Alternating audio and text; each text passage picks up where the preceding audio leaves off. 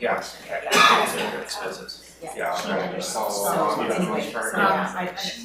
Sorry. Yeah, no. I know. I was supposed to post. I think you mentioned it.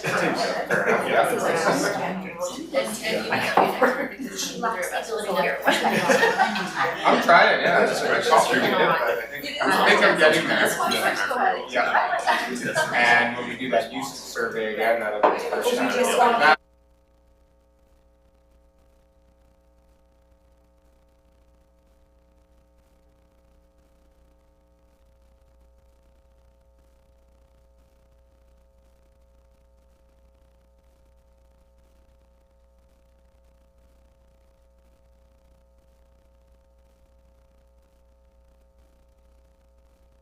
Buddy, it's 10 o'clock, so I'd like to, thank you, call this meeting to order of the the District 68 Sports Field and Recreation Committee, a name which I continue to struggle with, and recognize that we're holding this meeting on the traditional territory of the Snuneymuxw and First Nations people. Introduction of late items. Ms. Vicar? Thank you, Councillor Thorpe. We do have one change to the agenda. It's regarding item 6A, District 68 Sports Field and Recreation Services Agreement 2026 to 2045 report. Replacing attachment A, services agreement, with the version provided on the addendum agenda to committee members yesterday, and revising the staff recommendation to include committee's recommendation to the City of Nanaimo Council to direct staff to update the committee's terms of reference pending renewal of the agreement. That's all. Thank you. All right, thank you very much. Just before we proceed, I'll acknowledge that we have Mayor Swain joining us electronically, and Director Melanson has just joined the meeting as well. Welcome to her, along with Director Craig and Director Stanley and Councillor Hemmons. I'll get all the titles straight. Adoption of the agenda. Could we have a motion to approve the agenda, please? Councillor Hemmons, seconded by Director Melanson. All in favor? Opposed? Carried. Thank you. Yes. I'm having difficulty logging onto the internet. Sorry, sorry to speak, could you just, so we can all hear you? Thank you. Thanks. I just wanted, I was having difficulty logging onto the internet, but now it just seemed to show up. So I was just trying to access the materials. Never mind, it just decided to take some time until I did that. Okay so now? We're good now. I think so. Which one did you click on? Pardon? Which one did you click on? It just took a long time. Oh, the free one? Yeah. All right, so we're good to continue? Well, I don't have the agenda yet, but yes, I'll get there. Okay. So meanwhile, I'll ask for adoption of the minutes. That would be the minutes of our meeting held right here back on November 6th of 2024. Councillor Hemmons, thank you. Director Craig seconding. All in favor? Opposed? Carried. Thanks very much. We have two main items of business on our agenda today, and hopefully we can deal with them fairly efficiently, but I think they're both important. So let's move into reports, and this first one is the District 68 Sports Field and Recreation Services Agreement, 2026 to 2045. So, Ms. Osborne, you're going to introduce this or introduce somebody else who will speak to it? Through the chair, I'm going to introduce and provide the presentation. Thank you. Good morning, committee members. Happy to be here today to speak, to represent the collective work that has been done between the City of Nanaimo and the Regional District of Nanaimo on the District 68 Sport Field and Recreation Services Agreement 2026 to 2045. It is a hard one to say. The report before you contains the information on the District 68 Sport Field Recreation Services Agreement and the proposed renewal document. Myself and Mr. Osborne, the General Manager of Recreation and Parks for the Regional District of Nanaimo, are here today to take you through the agreement and the process that was done for renewal. And the agreement, as you can see, represents our city plan. The report contains several components that are aligned with our city plan. The District 68 agreement is specifically related to number C3, which is about intergenerational living. And I just wanted to point out that C3.3.2 in our city plan, City of Nanaimo City Plan, encourages productive approaches to supporting healthy and resilient children, youth, and families through access to the city recreation programs. And as we dive down into the city plan, our integrated action plan also speaks for supporting equitable access for children, youth, and families to city recreational programs and facilities. And so this process and this agreement are definitely linked and related to both city plan and integrated action plan. So why do we have this agreement?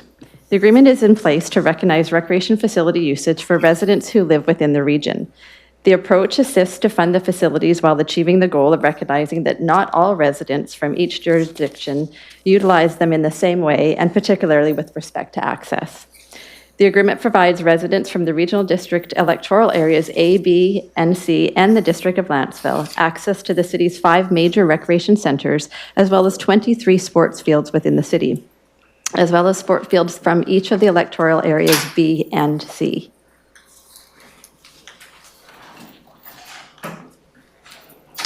A review committee consisting of staff from the City of Nanaimo and the Regional District of Nanaimo have met over the last year to review the agreement, to update the terms that are no longer relevant, to evaluate facility listings, and align the document with current practices and terminology. The committee consists of senior staff from Parks, Recreation, and Culture and staff from each finance department. There are some notable changes and some housekeeping amendments in the agreement. Those would include increasing the threshold for non-shareable costs from $10 million to $15 million, of which Laura Mercer, our General Manager of Corporate Services with the City of Nanaimo, will speak to a little bit later in the presentation. Another item to note would be the change of the term from 15 years to 20 years, which will permit a 3 full cycle survey system. And the addition of new City of Nanaimo fields and facilities used by the district-wide sporting organizations, for example, Nanaimo United or our Nanaimo soccer clubs. The list has notable changes as the last agreement was established in May of 2011. And although the agreement indicates annual updates, this did not always occur. And so a more fulsome review was done this time when we took a look at the agreement. The first agreement was established in 2005, and it was last renewed in 2011, and this is due to expire this year, December 31st. Prior to the agreement, there were various different models used to provide access and to offset the costs for non-City of Nanaimo residents, and those were everything from no compensation or cost sharing to full user pay models. With this agreement, now all residents in the region can now benefit from the use of the recreation facilities. And to ensure the pay is equitable, a consultant is contracted to work with staff to collect the user data by method of conducting a statistically valid survey every 5 years to determine who is actually using our facilities. I also did want to note that due to the pandemic, there was a 7-year delay, as it was very difficult to schedule the survey that was supposed to happen in 2020. You simply can't conduct a user survey when the facilities are closed. So that led to a 7-year delay. I also want to note that only the cost of the operation and maintenance are shared costs by the parties, and this is determined by the use of the facilities that are garnered by that statistically valid survey. Capital expenditures are not cost shared in this agreement. So here we have what the agreement includes. So, of course, every Parks, Recreation, and Culture slide needs smiling faces. That's what we do. We put smiles on faces. But in all seriousness, the access provided to these facilities contributes to the overall health and well-being of our residents, where whether it's physical, mental, or social, it enables residents to live their best lives and for communities to thrive. As noted earlier, the facilities included in the agreement are fields, arenas, pools, and community centers, and specifically those facilities that are not readily available within the contributing areas. Data collection is a key component and a key reason for why this agreement is successful. The Regional District of Nanaimo contracts a consulting firm to collect and oversee the data. The last data collection, of which is attached in your report, is very fulsome and gives you a bit of a context as to the quality of the the quantity of and to the extent of the data collection. At this point, I would like to turn over to Mr. Osborne to speak a bit further on the role that the regional district plays in this process of data collection. Mr. Osborne, welcome. Great, thank you. While I have the opportunity, I'll introduce Graham Dawn. Some may know Graham. Graham's our Manager of Recreation Services. And Graham was picking up on the latter portion of this initiative as well too, with the retirement of Mr. Banman, who was with us for a period of time. So welcome, Graham, to this forum. As Ms. Osborne has noted in regards to the data collection, this is something that the RDN, working with our partners, not only at the City of Nanaimo, but also in the north as well with our partners and member municipalities of Parksville and Qualicum Beach. And that is to do with some data collection around sports fields there.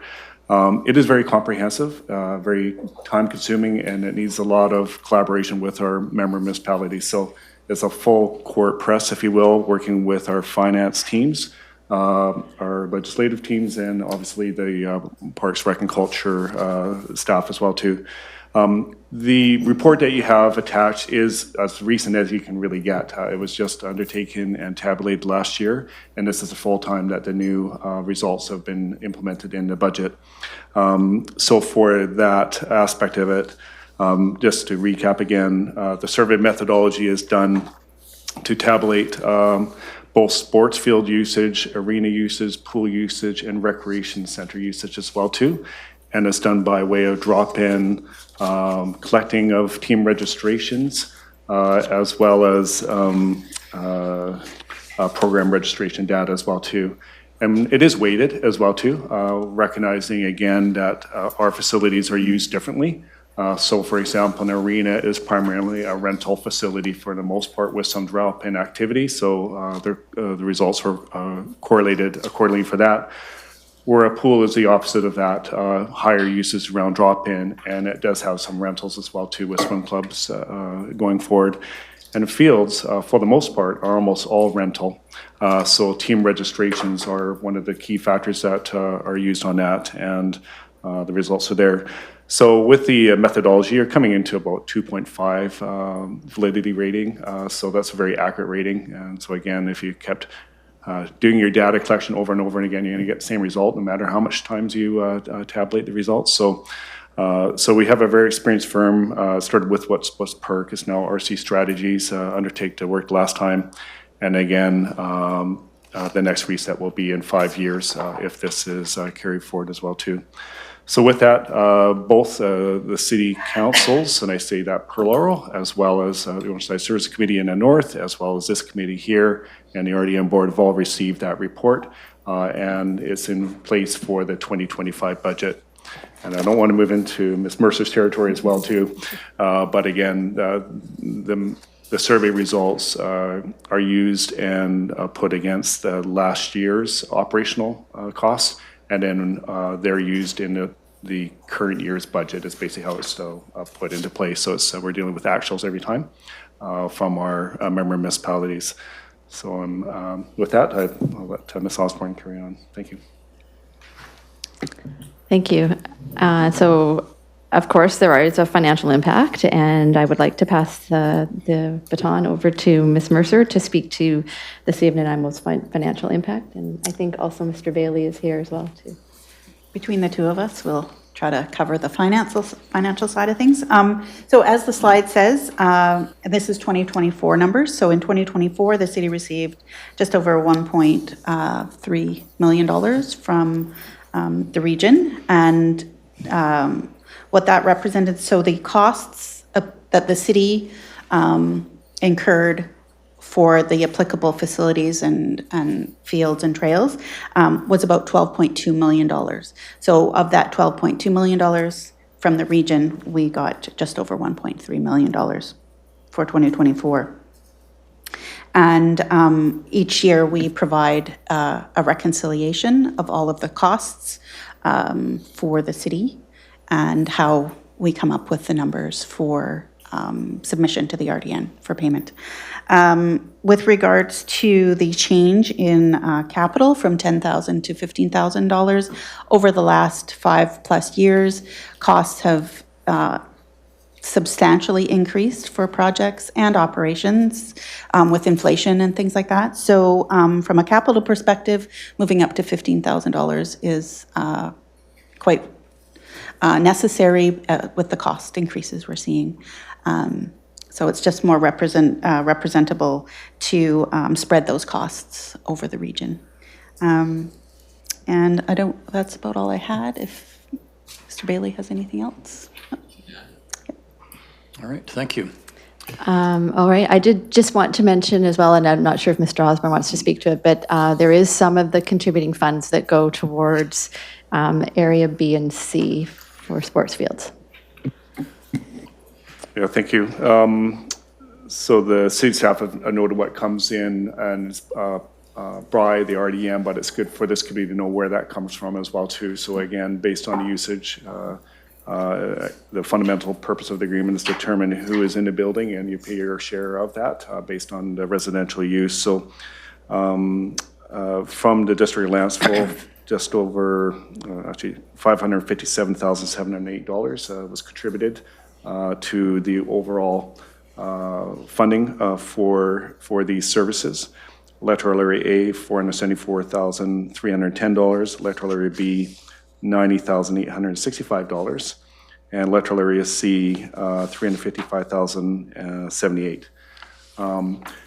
Within that collection, the city staff noted what goes to their facilities, but within the agreement, there is actually RDN agreement fields for the most part, and they're located currently a small field and extension. There's funding that goes over there, so the money collected, there's an amount that goes over to that fund and actually moves over to the society that maintains the field in that jurisdiction. And then on Gabriola, there's the Rollo Field Complex, which is 2 baseball fields that make up there, which is utilized as well too. So the RDN actually collects a larger amount and then distributes accordingly to a portion that goes to the city on that side.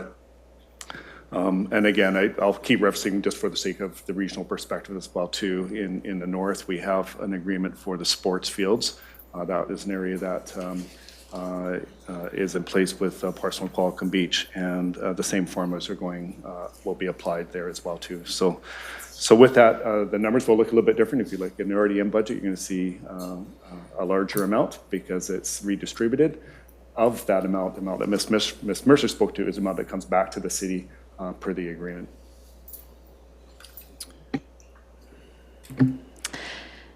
Thank you. As you know, there was an addendum that was sent out yesterday with an updated version of the agreement and the motion before you.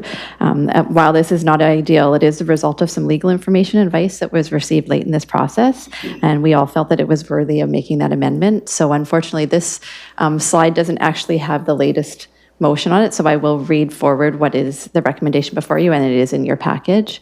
So the recommendation prepared for you today is that the Special District 68 Sport Field and Recreation Committee recommend that the City of Nanaimo Council and the Regional District of Nanaimo Board authorize a renewal of the District 68 Sport Field and Recreation Services Agreement for a 20-year term from 2026 to 2045, commencing January 1st of 2026. And that the Special District 68 Sport Field and Recreation Committee recommend that the City of Nanaimo Council direct staff to update the Special District 68 Sport Field and Recreation Committee terms of reference pending renewal of the District 68 Sport Field and Recreation Services Agreement. This report is before you today, and Mr. Osborne, Ms. Mercer, myself, and Mr. Don and Mr. Bailey are available to answer any questions you may have. Thank you. Thanks, Ms. Osborne. And before I ask for somebody to possibly put the recommendation on the table, I'll just ask if there are any questions from those present or those online. Director Craig. Thank you for the report. I'm just curious about the addition of the sports field. So that data were not presented, they were kind of aggregated. So is that suggesting that every single one of those fields that's being added showed that at least 10% of usage was from ABC or Lanceville?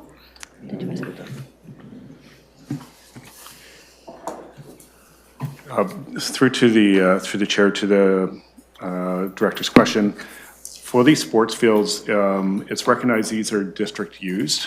So we go out and determine who from the sports field group, certainly on sports fields, are using the fields, and I use that plural, across the board. So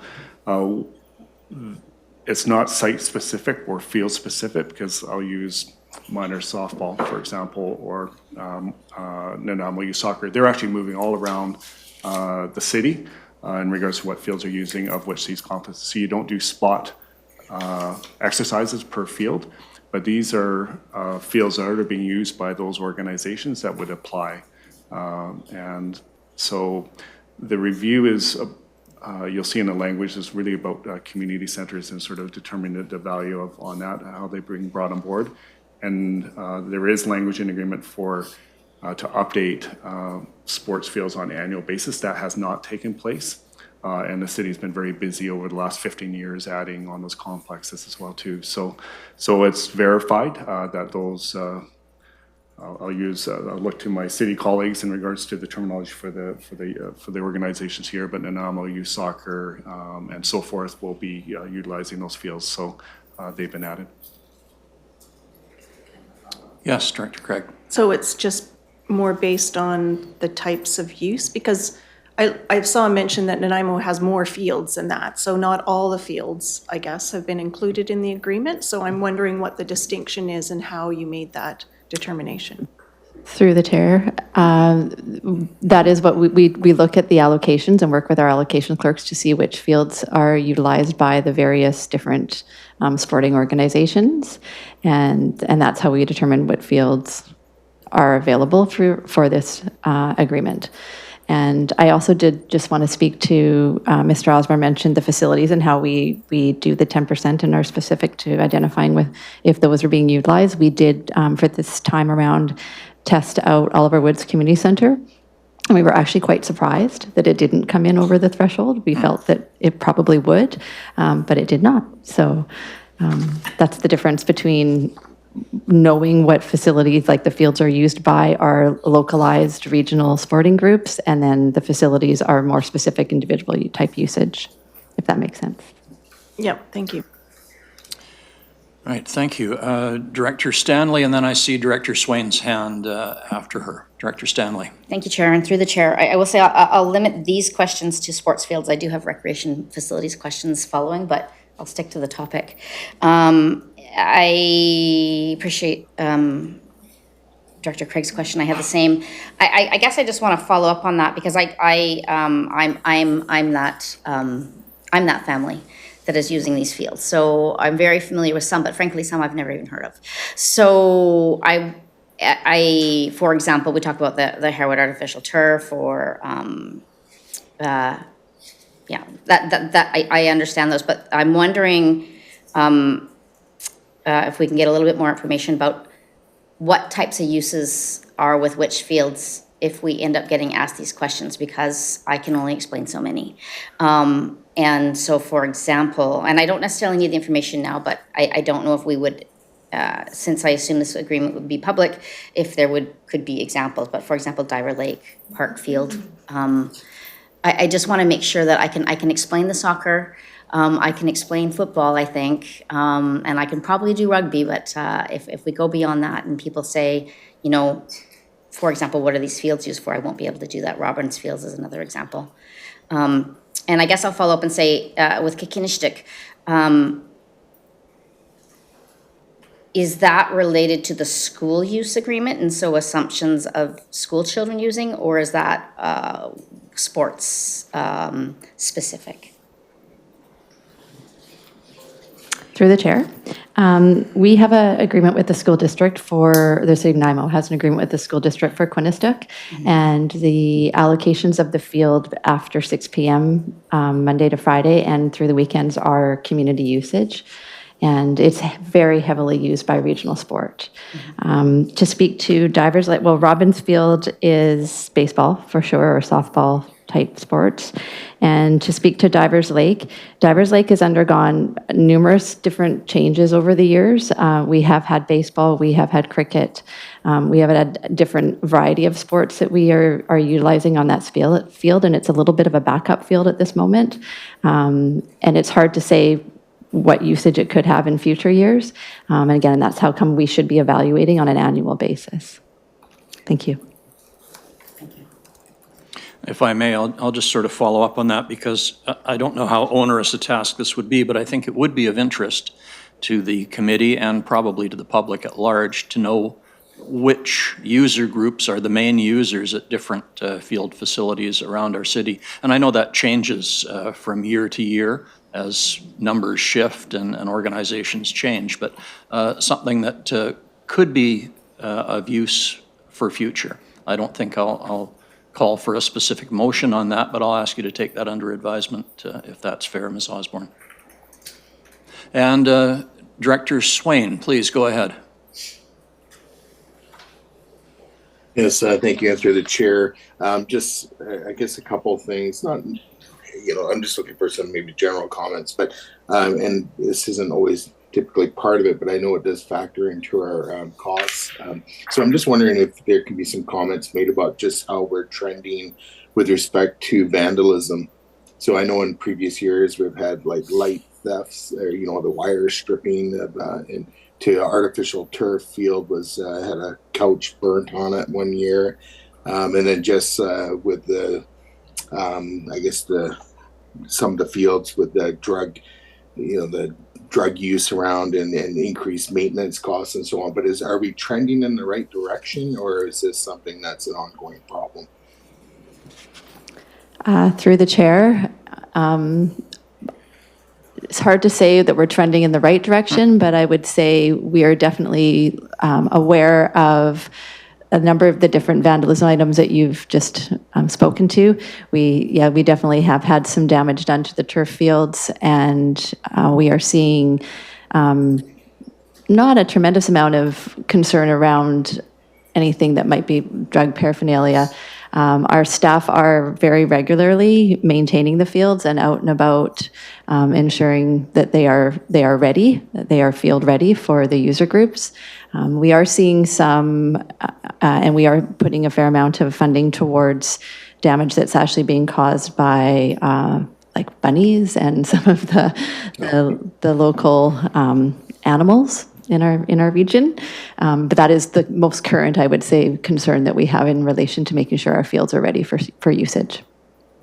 Okay, I appreciate the comments. And the only reason I bring it up is simply because when we see fluctuations in our year-to-year costs, or their requisition to the city of Nanaimo, that's usually what in the past it's been as a result of, as some of these items I've mentioned. Other than that, I'm looking at, what page is it? I think it was this table 1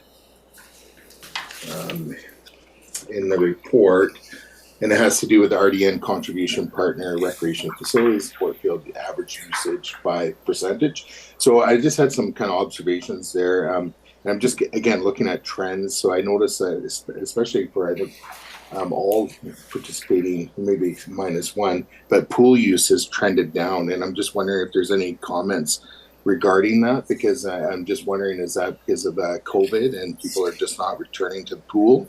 I don't know if there's any comments that can be offered on that. Ms. Osborne? Through the chair, I would absolutely say that some of that is a direct correlation to us returning to services following the COVID closures. Many communities struggled with being able to fully resource and staff facilities, and we definitely were part of that. I feel that our aquatic facilities are back up to full capability and fully resourced, and we're starting to see our numbers climb again. But we had a couple years for sure where we were unable to provide the same level of service that we had prior to 2020. Thank you. And then just a couple more, bear with me. We got lots of time, right? So the next one is arena. So happy to see arena usage is actually up, especially for Lanceville residents. It's nice to see that's trending in that direction, because as far as I'm concerned, usage means you got an active population, and I think this is probably a shared view. You want to see people using these facilities and being active in our communities, and busy kids are basically kids not getting in trouble. So that's the other thing I look at. So that's great. With field usage, however, I did notice there's a bit of a, in 2010 was pretty high, especially for Lanceville, being 7.1%, and then it dropped in 2015, and then it's kind of now recovering or trending back up. I'm wondering if there was any kind of observations made as to why in 2010 it was so high.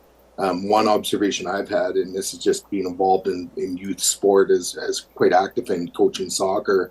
And I know during that period of time we had an explosion in soccer registration, but I don't know if there's other factors at play that might be, maybe that's dropping down now, or there's things that are affecting. Because again, to me, like, and I'll say it in my next comment for after I hear back about the field and if there's any kind of reasons for why we're seeing these trends. Mr. Osborne.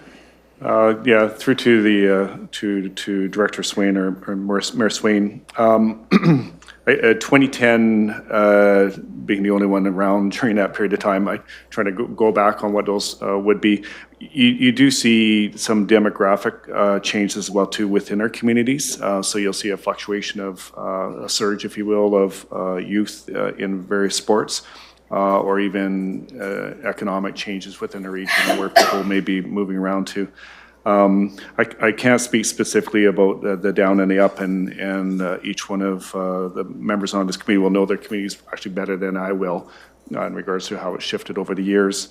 But I think it's important to note, for the sake of this agreement, we do take the averaging of 3 years as well when we survey out the costs. So, and it does speak to the shifts in what can occur in the community as well too. So per the agreement, it's a 3-year averaging, which is important to know. And I say that for the larger contributors like St. Anubis, it's not too significant, but for some of the smaller rural areas and District of Lanceville, a little shift means a lot, kind of thing. So that's one of the adjustments we made in 205 and 2010 to make sure that we can capture that as well too. But I know my children were playing sports around that time, and they're now 30. So we'll sort of, I would just sort of have to speak to the population shifts that are happening in our community. So. Thank you for that. And lastly, just as an overall comment, yeah, I'm really pleased with what I'm seeing here. I have no issues, great reports. And then ultimately, again, I look at overall population, and this is based on the 2021 census. You know, Lanceville makes up 3.2%, but when you go across and you look at, our usage, it's actually higher than that. So again, that's encouraging in terms of having an active community and so on.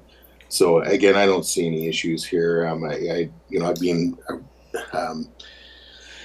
aware of all this stuff for a few times now, so it's all good. So thank you, everybody, for all the work.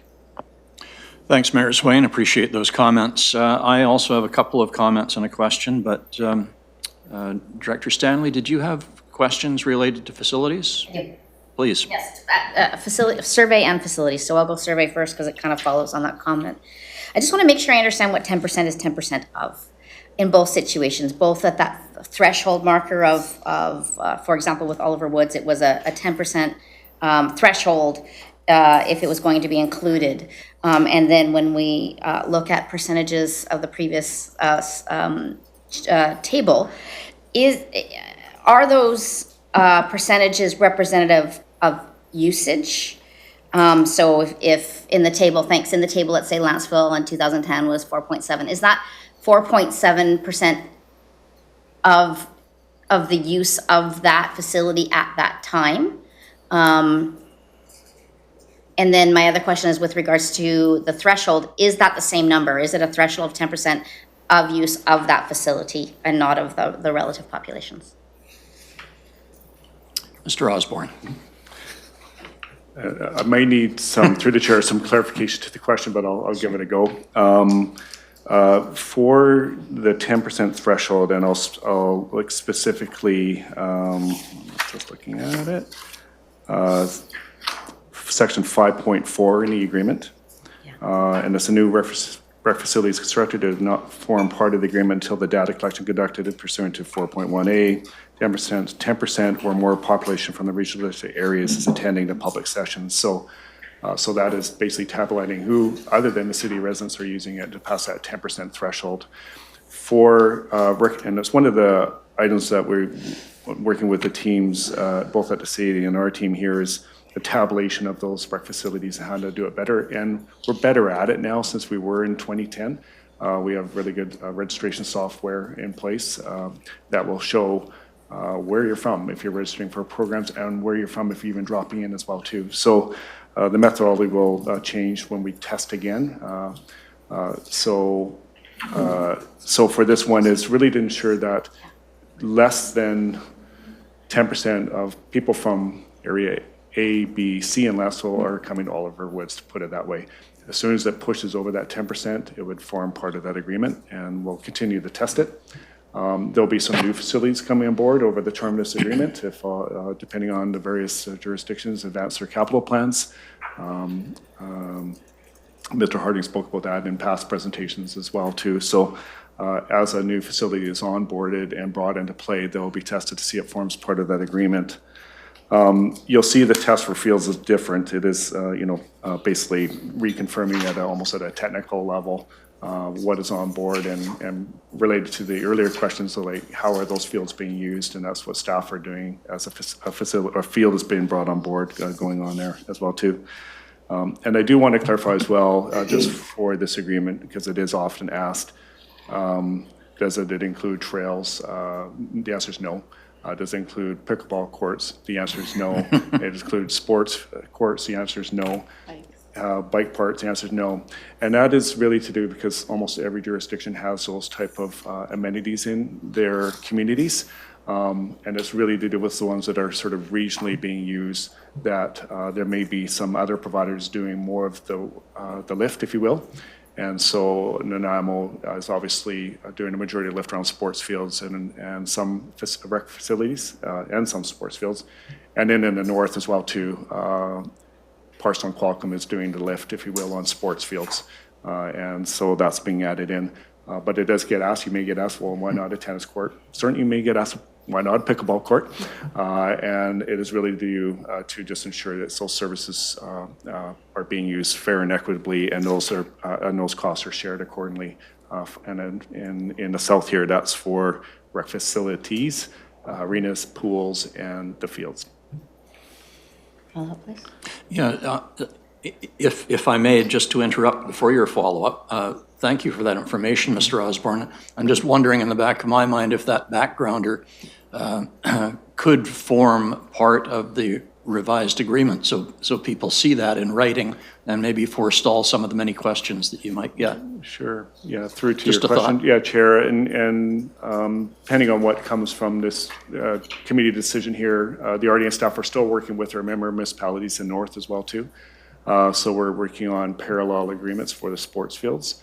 We'll be bringing up the agreements to the RDM board for approval this fall, just so you understand where that will go. Ideally, we want terminology and the standards to be the same, so there's equity across the region. So we want to make sure those two agreements line up at the same time. They're coming through two different committees. May have different feedback and input put on that, and we want to ensure that all things are collected and brought forward at that point in time. So certainly when that regional report comes forward, RDN staff will be authoring that report, basically indicating if it's approved here today and it's approved by the Nanaimo City Council, we'll indicate that in the report.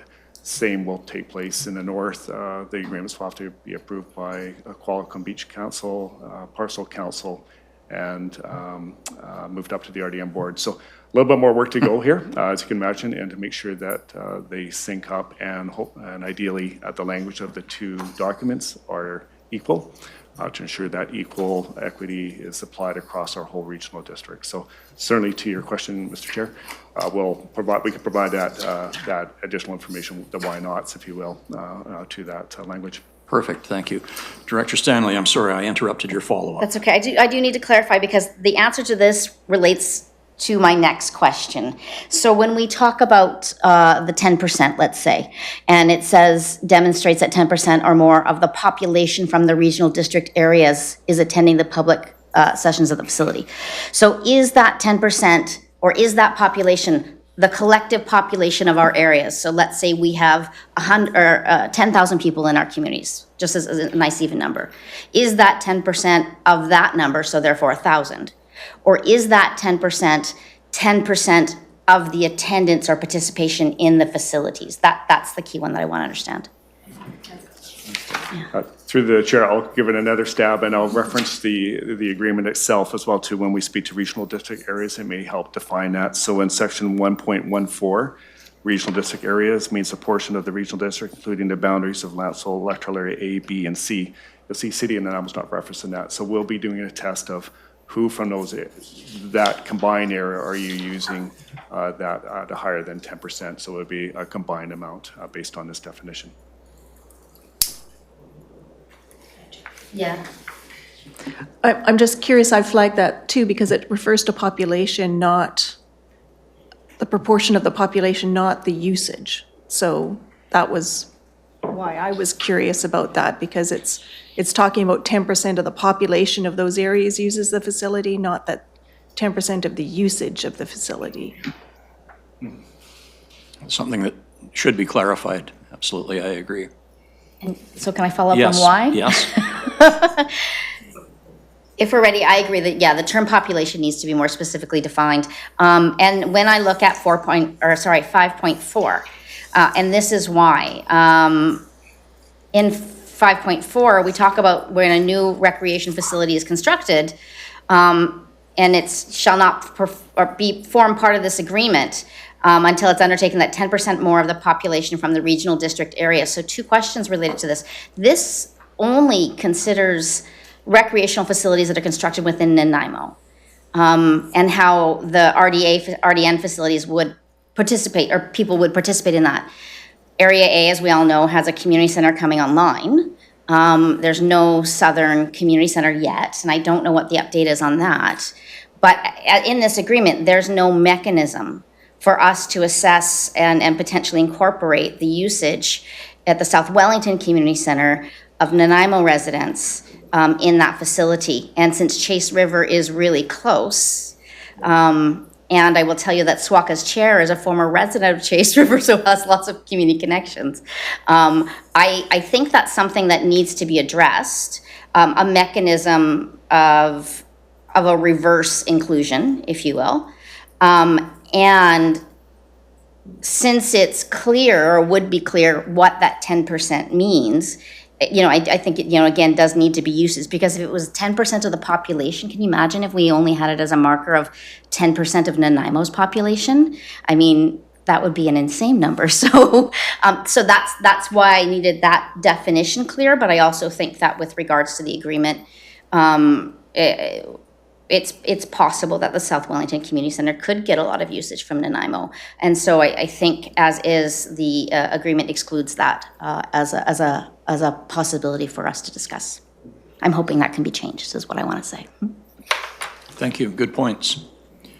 Mr. Osborne, anything? Sure, and I'd agree. All good points. That's good to get the feedback from the committee in regards to black and white interpretation of the agreement, and certainly the understanding of and I'll keep referring to section 5.4 of the agreement, and the intent is to determine 10% or more of the population of those areas. So fundamentally, and I'll keep testing this with the committee as well too, we will do the uses survey, determine where people are coming from, and then based on that information, if it's determined 10% of those combined areas are using those facilities, that would be included in. Depending on where we go here today, we can look at the inclusion of RDN facilities in the rural areas, and we'll use South Wellington Community Center should it be onboarded. How do you onboard it as well on that too?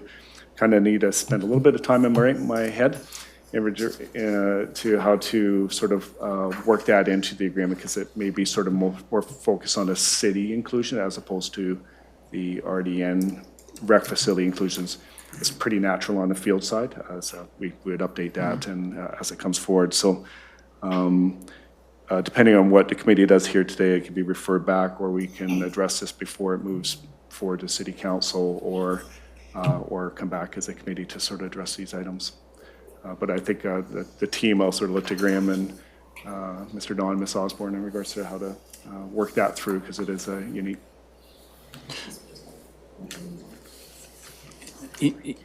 Go ahead, please. So thank you. I would like it done, addressed in this agreement for a couple of reasons. One, it's a long agreement. And two, we have an election coming up. And although it's been a pleasure working with both staff and other electeds, and I've thought that this was a very well-functioning group, I think we all know that that's not always the case.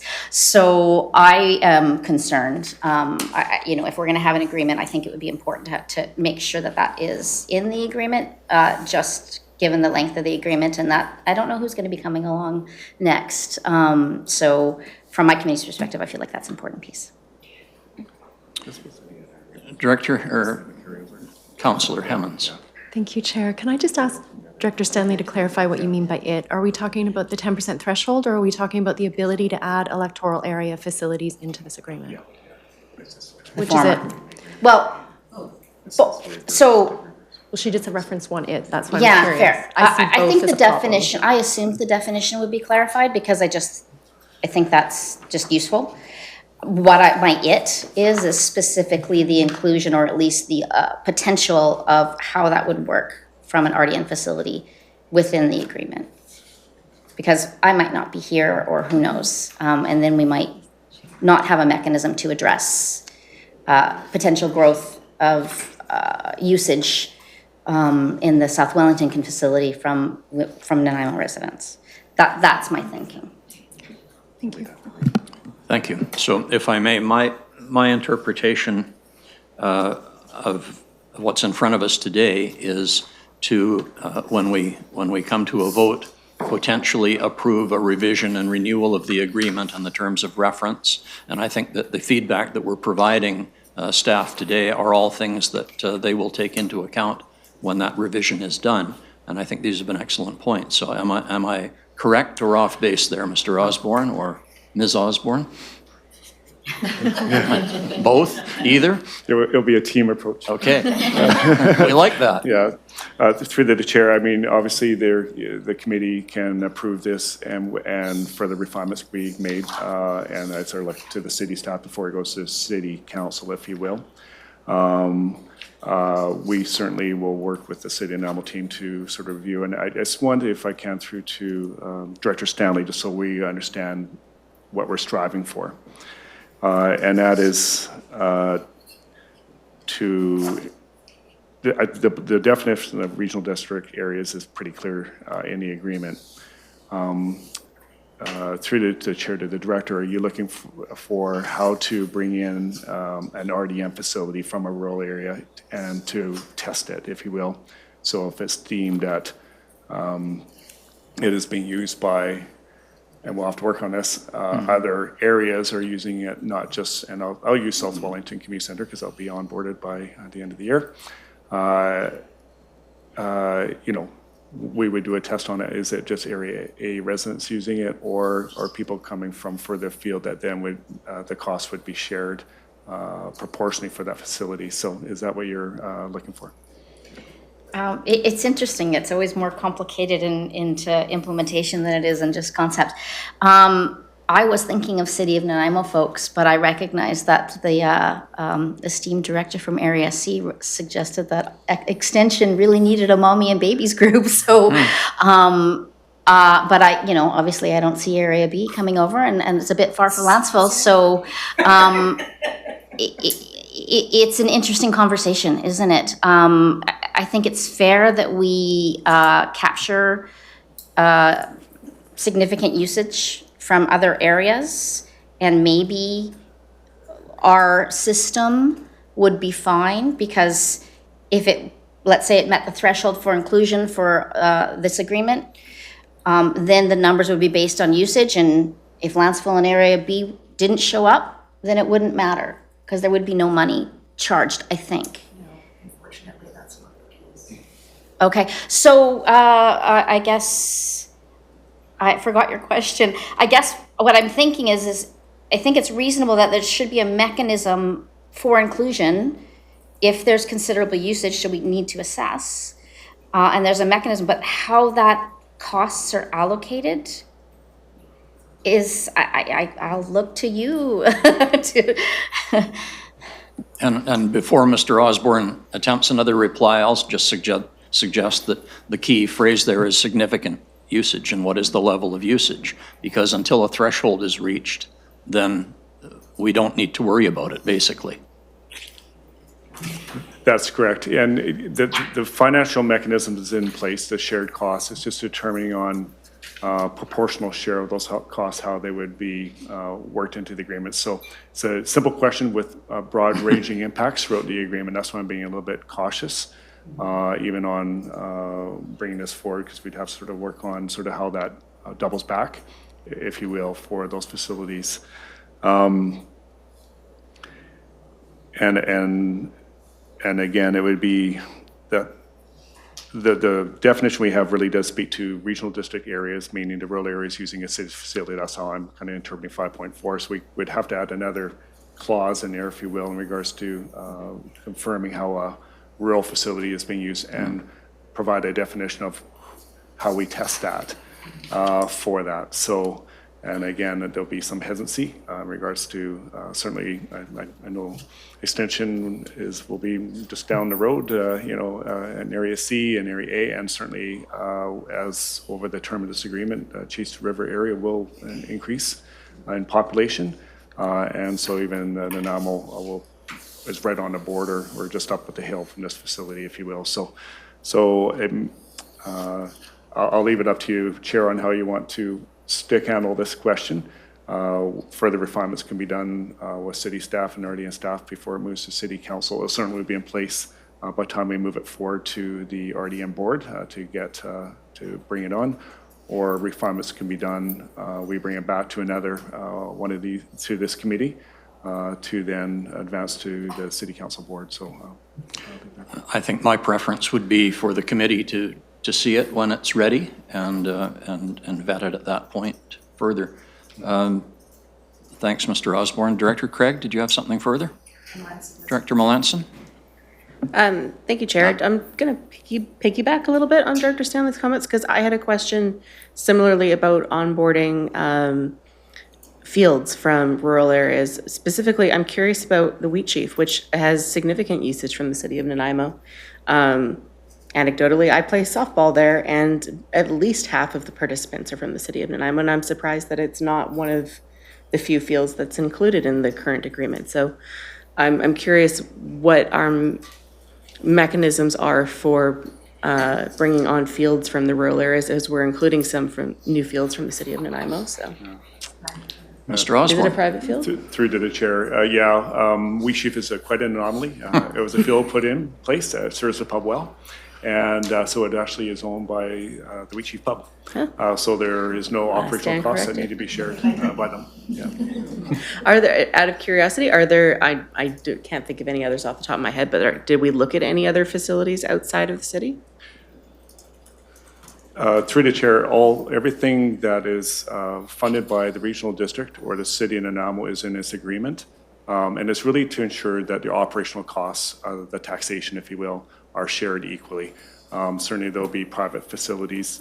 There's not too many in the regional district, but I know there's other municipalities that may have private fields. The Wheat Chief is the one that is privately owned and operated, but there's no tax collected to then share those operational costs. It's all borne by the private landowner. Thank you for giving for the beverage. Yes. Wasn't the Hutt family smart to build that facility to encourage the working up of thirst? Director Swain, I see your hand up.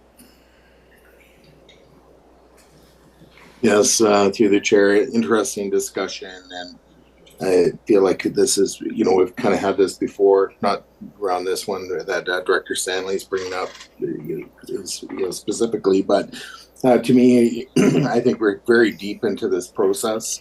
and to do any kind of changes at this time, I simply can't support. The other piece, and so I see this as being very much a standalone process, and I think it's also going to create a lot of work for those involved. And I think what we have to consider is, yes, in our own communities, we may have facilities, but there's a bit of a quid pro quo kind of trade here, with our neighboring jurisdictions and so on, in terms of, we have to be careful that we're not trying to nickel and dime one another, and because there could be, it's political. Let's get real. It's very political. So in Lantzville, I can say, hey, Costin Hall, we have a lot of outside, I guess participants, like from, I'm not going to even say jurisdictions because I don't want to make it personal with any other community, but we have a lot of people using our facility that are not from Lantzville, but we're not about to go and chase down, some people, or other, jurisdictions for contributions. It's kind of like that. It's like tripping over dimes to save dollars. It's just not worth it. We're getting a very, very good deal with the city of Nanaimo, and only having to pay the operational costs. So it's one of these almost like cautionary tales. Like I think as neighboring jurisdictions and using facilities beyond our borders and fields and so on, we have to be very mindful of like the value of what we're currently getting. And I'll leave my remarks there. Like this is a pretty big thing, and I think you really have to evaluate. Is it worth trying to recover some money when you're getting a very good deal right now? So anyways, I'll leave my remarks there. But I see this as being a super big process and probably creating a lot of work. And I honestly don't think it's, you should even go there. To me, it doesn't seem worth it at all, because then you're going to be triggering other, perhaps neighboring jurisdictions, municipalities, like, oh, maybe we should do this. But I don't think it's a great idea. Thanks. Thanks, Director Swain. I think your point's well taken, and I think personally I would tend to agree. I have Directors Craig and Hammonds, and then I'm going to want to move this along by putting the recommendation on the table. Director Craig. Thanks, and I agree with your comment that I think it would be beneficial for the committee to see the revised agreement before it kind of goes to the next one, and I think it's a worthwhile time to ask these questions and look at them, especially if it's going to be a 20-year agreement.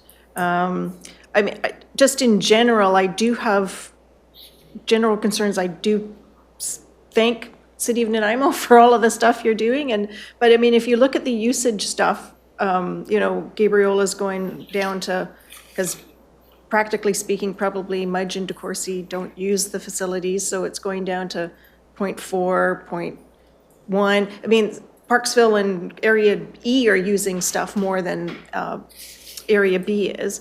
And so what I'm concerned about is as the City of Nanaimo, rightly so, is developing recreation across your region. So you're looking at the south, you're looking broader, there's going to be even less use because people from Gabriola aren't probably going to be traveling down to near the airport to use a community center.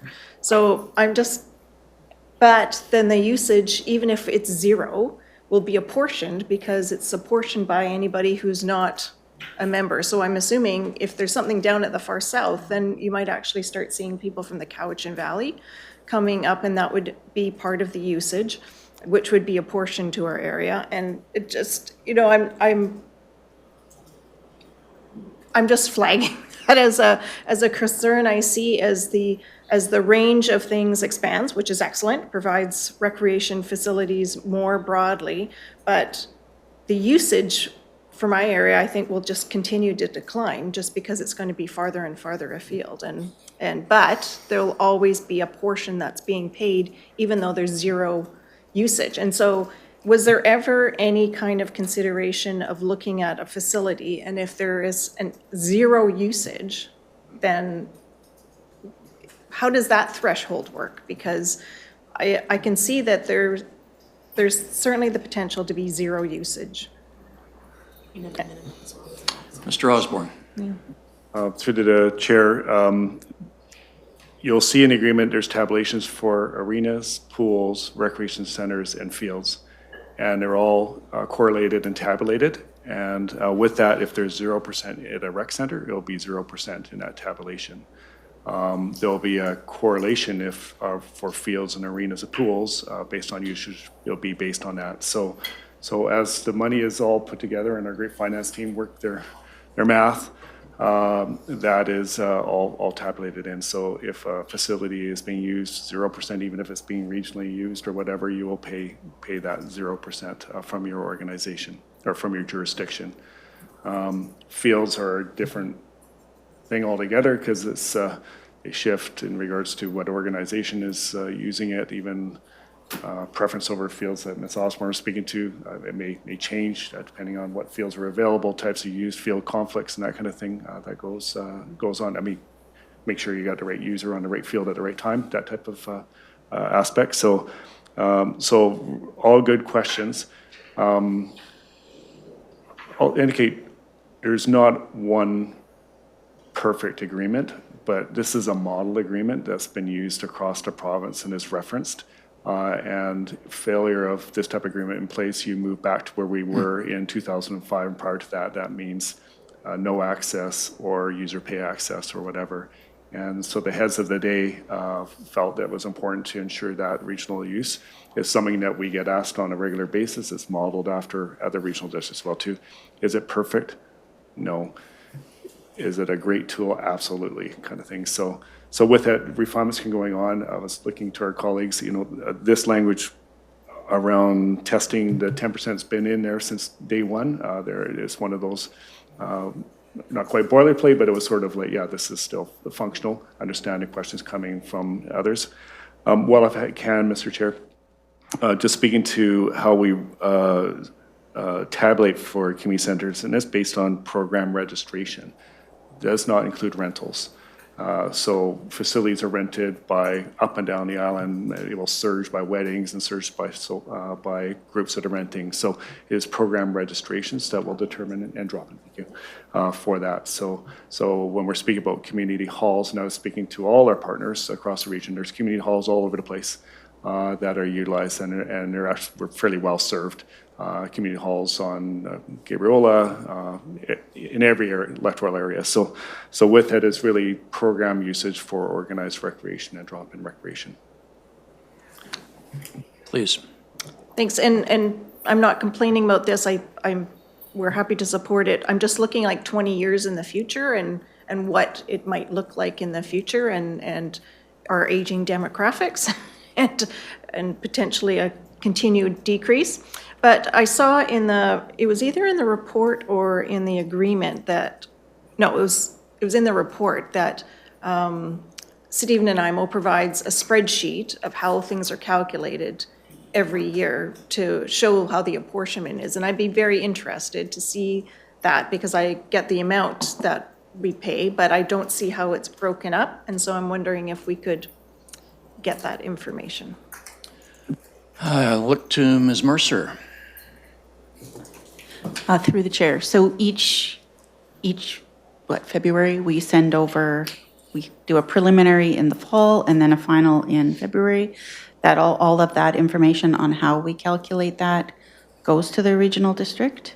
And then the amounts are calculated at that point. So we're happy to can ask provide it whatever. for internally then, I guess. Yeah, I recall the last time we met, and I looked to my colleagues at the city, but actually the spreadsheet was shared, and it was very color-coded. You might remember it was quite the undertaking, and it showed sort of what costs are tabulated and moved over, and it was provided to the committee last time we met.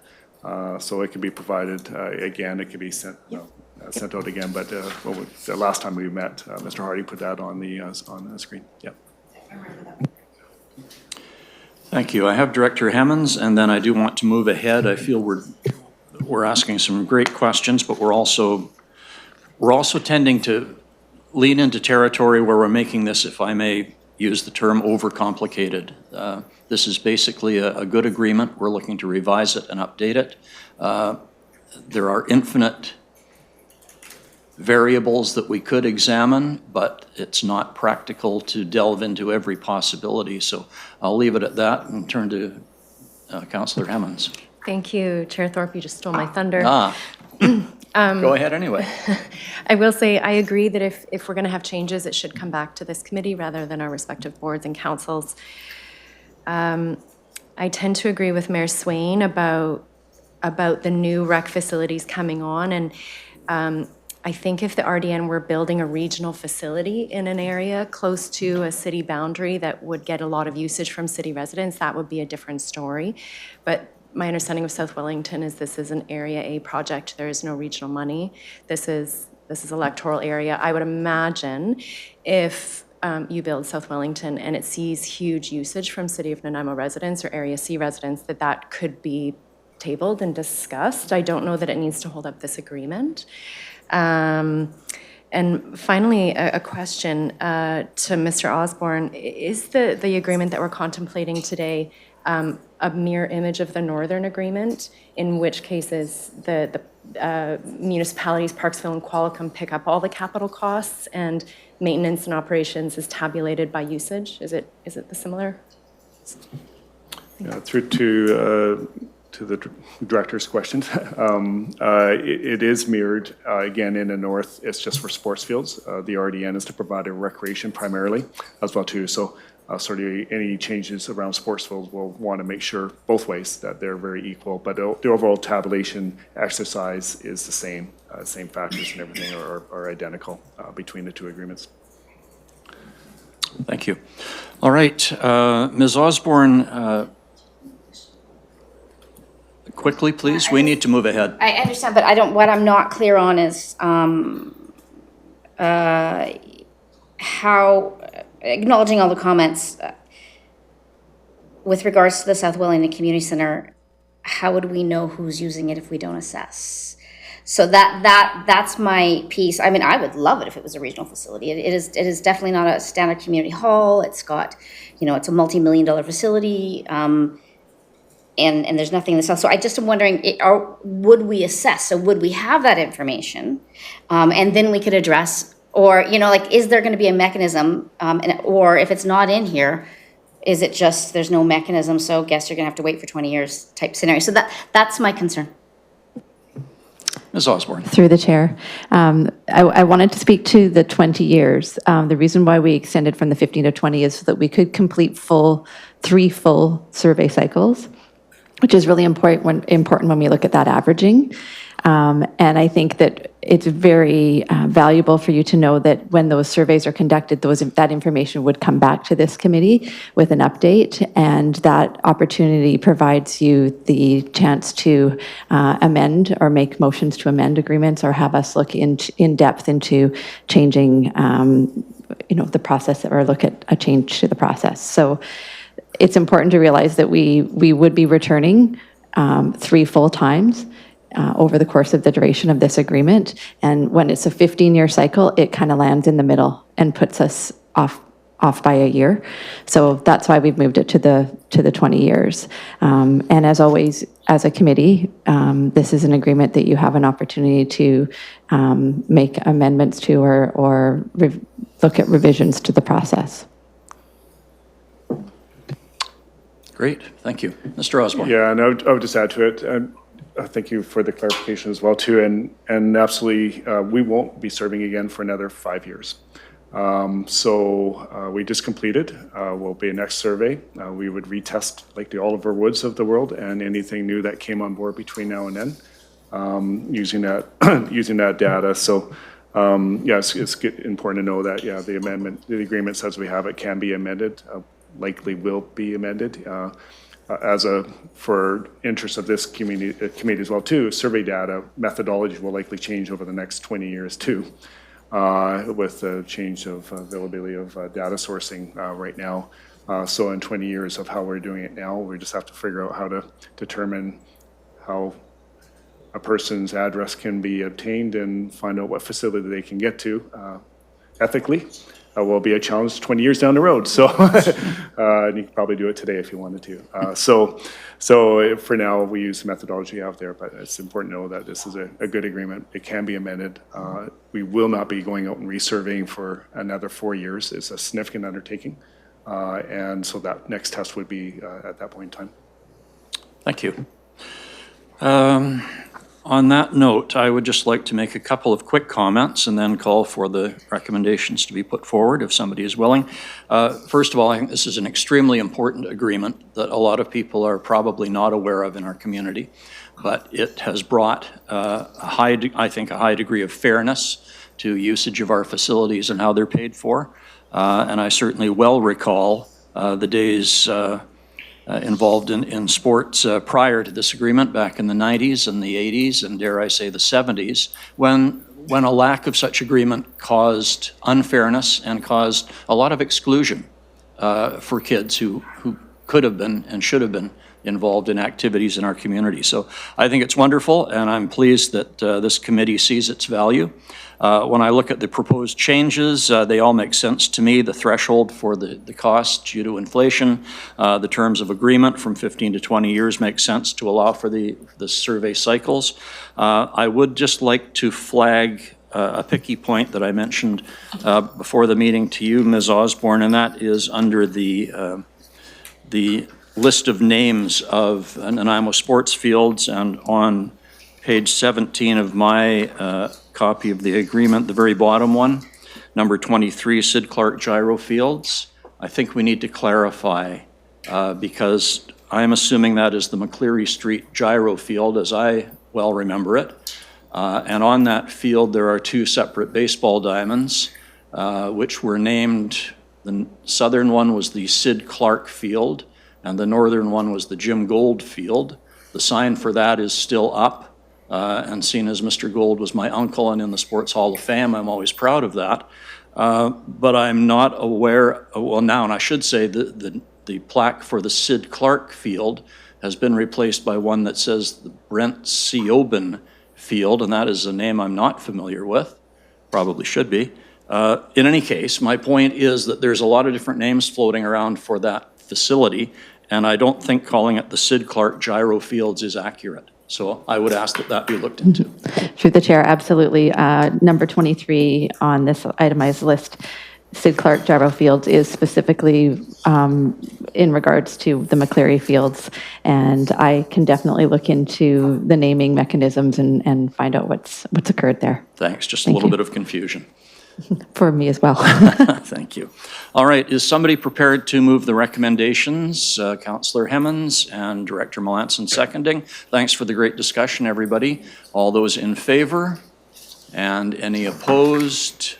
Seeing none opposed, that carries unanimously. Thank you very much.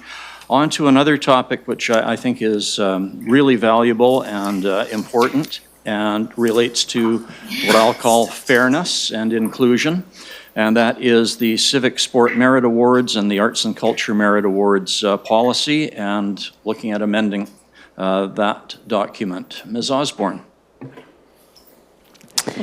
Thank you, Chair. The report before you is the result of a motion made at the Special District 68 Field and Recreation Committee meeting on November 6th of 2024. The following motion was made: that Council direct City staff to work collectively with Regional District of Nanaimo staff to conduct a review of the Civic Merit Awards and the Cultural Merit Awards program and prepare a report with options and financial implications associated with expanding the program to include contributing members of the committee's consideration. Parks, Recreation, and Culture staff from the City of Nanaimo and the Regional District of Nanaimo have met and reviewed the options for including the contributing electoral areas A, B, C, and the District of Lantzville in the City of Nanaimo Sport and Culture Merit Award programs. Currently, there are no award recognition for residents who reside within these areas. The City of Nanaimo Council policy states that individual participants must reside within the city limits. Staff propose that the contributing electoral areas in the District of Lantzville be incorporated into the City of Nanaimo Award program, and that identified costs associated be compensated by the area represented. If the recommendation is approved, The next steps would be that the committee, through this report, would be seeking City of Nanaimo Council support to expand their program. If supported there, representatives from the Special District 68 Sport Field and Recreation Committee would then take the matter to their respective councils and boards for funding considerations. If supported by the District of Lantzville Council and the Regional District Board, staff would then present City of Nanaimo Council with an amendment to the City Council policy to formally include electoral areas A, B, C, and the District of Lantzville in these programs. Myself, Mr. Osborne, are here to answer any questions that you may have in regards to this recommendation. Thank you very much. Committee members, any questions on this? Director Craig. I'm just curious about the financial implications, and I assume it would be minor, but I mean, the report was asked for financial implications, and I guess the financial implications are, because this is a city report focused on the city. So I'm just curious, what would be the process, maybe Mr. Osborne, if I can ask you, for the process to bring it back to the RDN people? Through the chair, and really good question, and we need to work that through. For in the lens of the RDN, we do have localized recreation services like on Gabriola and electoral area A, but in area C, we don't, and District of Lantzville, we don't.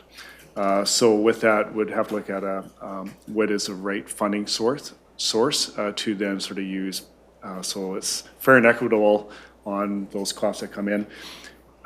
We anticipate the cost won't be overly high. We're really sharing of medals or certificates that are going out, maybe some venue costs depending on what that venue is.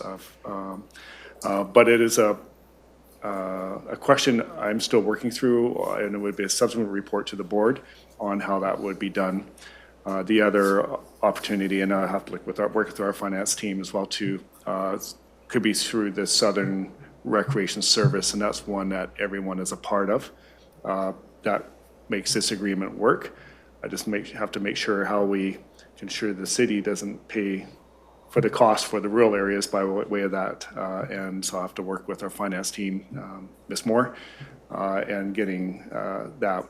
That will likely be the source, because I can't really set up a new service area just to do with performance recognition. A natural one would be, to pull money from the electoral area B recreation service, electoral area A recreation and culture service, but I have to work. There's no solution for C in Lantzville. So with that,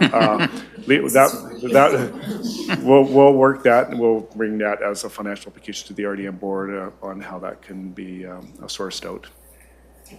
Good question, and yeah, I'm sure the costs will be minimal, but still important to have a process in place. Director Stanley and then Director Swain. That actually was my exact question too. I do struggle voting on this without knowing what the costs are. So I appreciate it, but how much and from what source will be interesting. I guess a little bit about the process might be useful too. I mean, I'm not familiar with this and how it would be evaluated, and that would be useful to know, like how are people selected? How are they, what is the group from which they're selected from? So Ms. Osborne is anxious to answer that, please. Through the chair. There is a call that goes out annually to the communities of any resident who has competed and won in a regional, provincial, federal, or international level competition. There is no process of where we go out and actually identify who those people are. We look to them to put in their names and apply and put in their application. We have traditionally, the venues of which we have done these have been either in a community center where we hold an award ceremony with reception. Recently, we have moved to the council chambers, pre-council, where we provide all of the award winners with a medal and a certificate.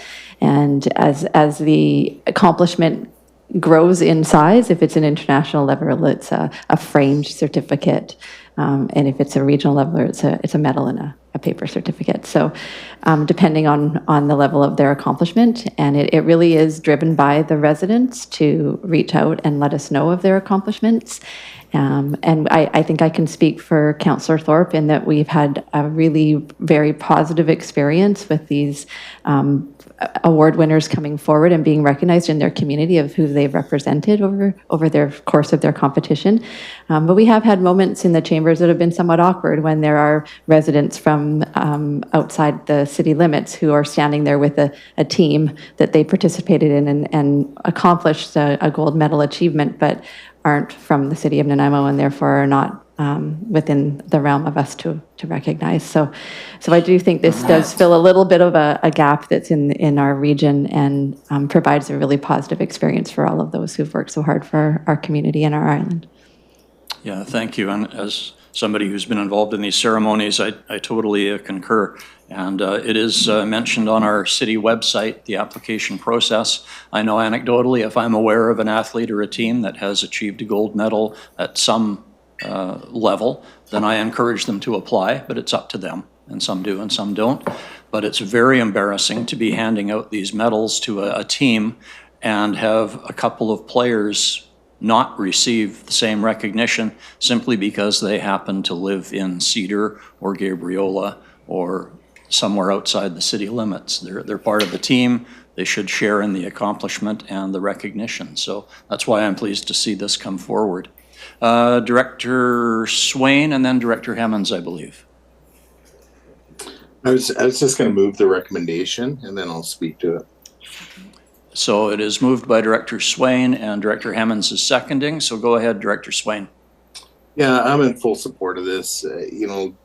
Sure, the cost we'll have to consider, but I don't think it's going to be that bad at all. I think it'll be very, very reasonable. And to try and replicate this in our own community is just, it would be a huge undertaking, and just even the management of the selection committee and all that stuff. So, I appreciate the work that's gone into this, and I think it's great that Lanceville athletes can get recognition along with their teammates or even individually, depending on their sport. But, they are kind of representing the area. Even though if we have a successful Lanceville athlete, we never mention Nanaimo. We always just take it as our own. But, nonetheless, it's, all our athletes are interacting with one another regionally and in some shape or form, whether it's training or rehab or sport and competition. So anyways, this is a great program. Thank you. Thanks very much. Director Hemmons, did you wish to speak? Yeah, thank you, Chair. Speaking in support, I think this would be a great win for the committee. A question around process that's following up on Director Stanley's question. I understand that if we approve this today, this will be a recommendation going forward to council. We will debate. It will also go to the RDM board. At that point, will it have costing on it? Right, so then the RDM board, if directors are not in agreement, can kill it there, and then we'll have to kill it at the council table. So this approving now doesn't mean that you're approving costs that you're not aware of. Thank you. Good point, thank you.